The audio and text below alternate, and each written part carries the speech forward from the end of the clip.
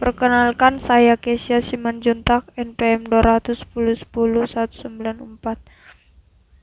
Di sini saya akan menjelaskan dimensi pembelajaran bahasa Indonesia. Dimensi pembelajaran bahasa Indonesia ada 5. Yang pertama, sikap dan persepsi positif terhadap belajar. Yang kedua, pemerolehan dan pengintegrasian pengetahuan. Yang ketiga, perluasan dan penghalusan pengetahuan. Yang keempat yaitu pengetahuan secara bermakna, dan yang kelima, kebiasaan berpikir produktif. Di sini saya akan menjelaskan tentang pengembangan sikap dan persepsi positif. Kategori sikap dan persepsi yaitu iklim belajar, tugas-tugas kelas, dan aspek eksternalnya yaitu penerimaan oleh guru dan teman sekelas, dan yang kedua yaitu kenyamanan suasana kelas berdasarkan fisik. Dalam penentuan sikap dipengaruhi oleh belajar secara positif sehingga menjadi mudah, atau sebaliknya sikap juga dapat membuat belajar menjadi sulit.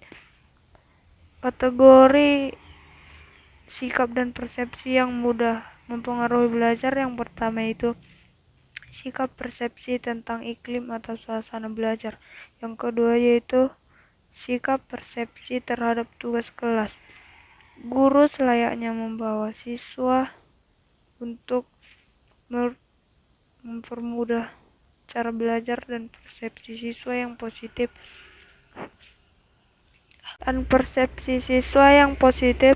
terdapat iklim belajar dengan menekankan aspek-aspek internal siswa.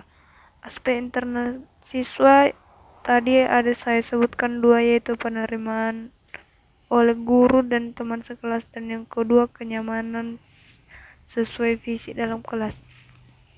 Dan yang kedua dimensi belajar yaitu belajar untuk pemerolehan dan pengintegrasian pengetahuan.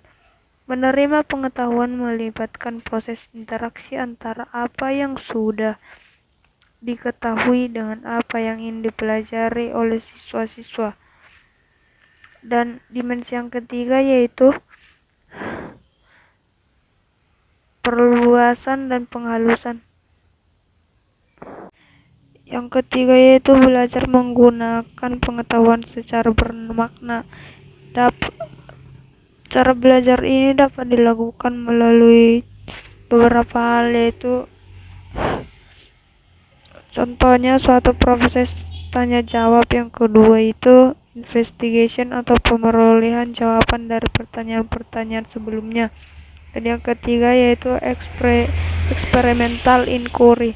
Yang keempat yaitu problem, yaitu berupa penyelesaian masalah, dan yang kelima yaitu investigation. Dimensi belajar yang keempat yaitu mengembangkan kebiasaan berpikir produktif. Mengembangkan kebiasaan berpikir produktif ditandai oleh beberapa hal, yaitu yang pertama self-regulation thinking and learning atau biasa disebut kebiasaan mengetahui apa yang dipikirkan. Yang selanjutnya yaitu critical thinking dan learning, yaitu berupa pengendalian diri, inisiatif terhadap tingkat pengetahuan.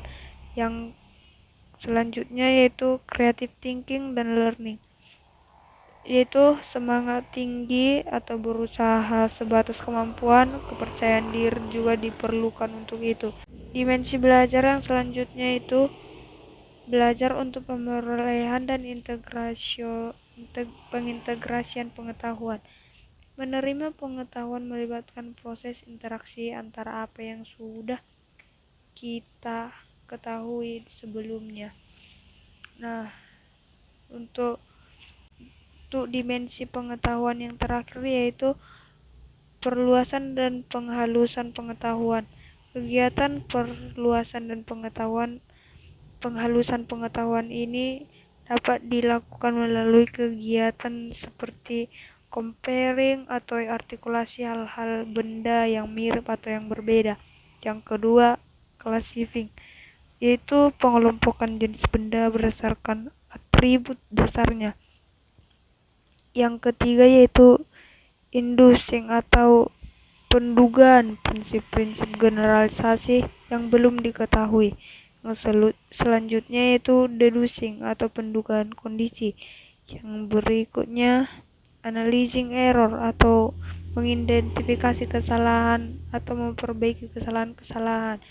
Yang keenam yaitu construction support, berupa konstruksi yang mendukung. Dan yang ketujuh yaitu abstraksi, berupa artikulasi tema. Dan yang terakhir yaitu analytic perspective. Sekian penjelasan dari saya tentang dimensi pembelajaran bahasa Indonesia. Terima kasih.